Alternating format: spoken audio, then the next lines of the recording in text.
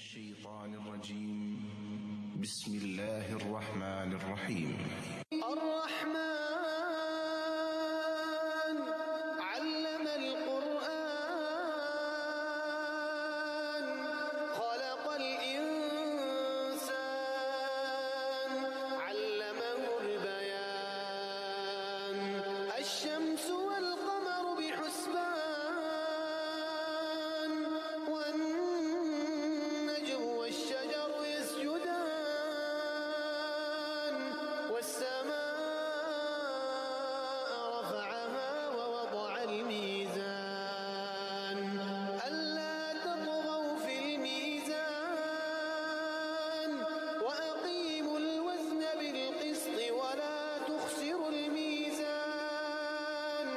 والأرض وضعها للأنام فيها فاكهة والنخل ذات الأكمام والحب ذو العصف والريحان فبأي آلاء ربكما تكذبان خلق الإنسان من صلصال كالفخار وخلق الجن من مارج من نار فبأي آلاء ربكما تكذبان رب المشرقين ورب المغربين فبأي آلاء ربكما تكذبان مرج البحرين يلتقيان بينهما برزخ لا يبغيان فبأي آلاء ربكما تكذبان يخرج منهما اللؤلؤ والمرجان فبأي آلاء ربكما تكذبان وله الجوار المنشآت في البحر كالأعلام فبأي آلاء ربكما تكذبان كل من عليها فان ويبقى وجه ربك ذو الجلال والإكرام فبأي آلاء ربكما تكذبان يسأله من في السماوات والأرض كل يوم هو في شأن فبأي آلاء ربكما تكذبان سنفرغ لكم أيها الثقلان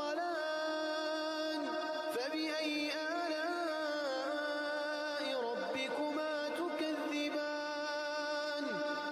يا معشر الجن والإنس إن استطعتم أن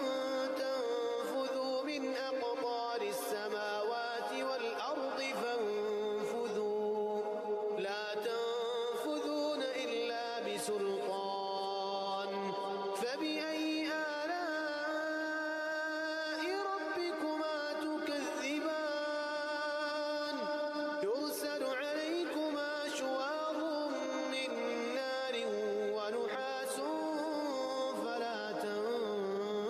تنتصران فبأي آلاء ربكما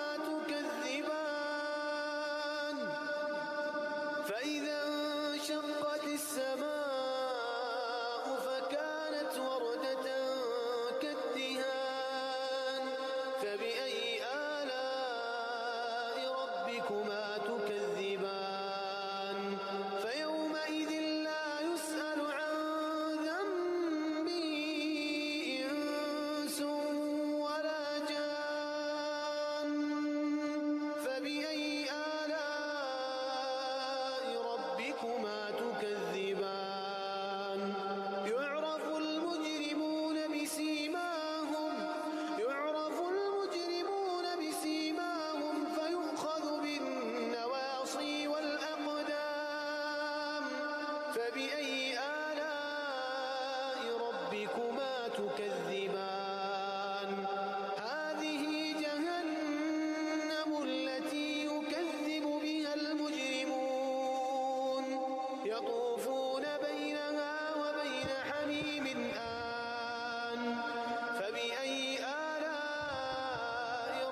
ربكما تكذبان